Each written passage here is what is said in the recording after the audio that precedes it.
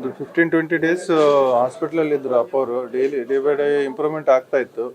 ನಮ್ಗೆ ಇಂಪ್ರೂವ್ಮೆಂಟ್ ಆಗಿ ಒಂದು ವಾರದಲ್ಲೂ ಡಿಸ್ಚಾರ್ಜ್ ಆಗ್ಬೋದಂತ ಹೇಳಿದ್ರು.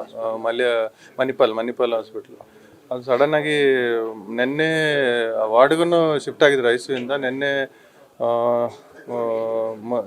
ಮೊನ್ನೆಯಿಂದ ಸ್ವಲ್ಪ BP ಡೌನ್ ಆಗೋಯ್ತು. ಹಾಗೆ ನಿನ್ನೆ ತೀರ್ಕೊಂಡಿದ್ದಾರೆ ಅಪ್ಪವರು. ಹಾಗಾಗಿ ಅಲ್ಲಿ ಮಾನ್ಯ ಮುಖ್ಯಮಂತ್ರಿ ಅವರು ಹಾಗೆ DCM ಅವರು ಅವರೆಲ್ಲ ಬಂದು, ಪ್ರಿಯಾಂಕಾ ಖರ್ಗೆ ಅವರು, ಹಲವಾರು ಜನ ಬಂದ್ಬಿಟ್ಟು ನೋಡ್ಕೊಂಡು ಹೋದ್ರು.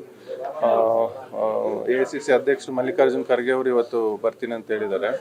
ಆಮೇಲೆ ಮಾನ್ಯ ಮುಖ್ಯಮಂತ್ರಿ ಅವರು ಮತ್ತು DCM ಅವರು ಎಲ್ಲರೂ ಬರ್ತೀನಿ ಅಂತ ಹೇಳಿದ್ದಾರೆ. 10-11 ಗಂಟೆಗೆ ಅಲ್ಲಿ SP ಕಾಲೇಜ್ ಗ್ರೌಂಡ್ಗೆ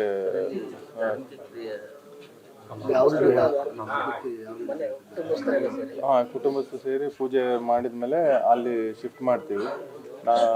11 ಗಂಟೆ ಅಷ್ಟೊತ್ತಿಗೆ 11 ಗಂಟೆಯಿಂದ ಸಾಯಂಕಾಲ 4:30 ಆದಮೇಲೆ ಮೆರವಣಿಗೆ ಮುಖಾಂತರ ನಮ್ಮ ಅಂತ್ಯಕ್ರಿಯೆ ಅಪ್ಪರಿಗೆ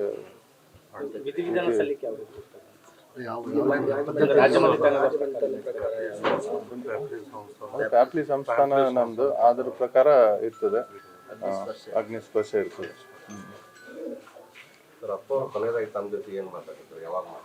ನಾವೆಲ್ಲ ಕೇಳಬೇಡಿ, ನಮ್ಗೆ ಹೇಳಕ್ಕೆ ದುಃಖ ಆಗ್ತದೆ. ನ್ಯೂಸ್ ಫಸ್ಟ್ ನಿರ್ಭೀತಿಯಿಂದ ನಿಮ್ಮ ಪರವಾಗಿ.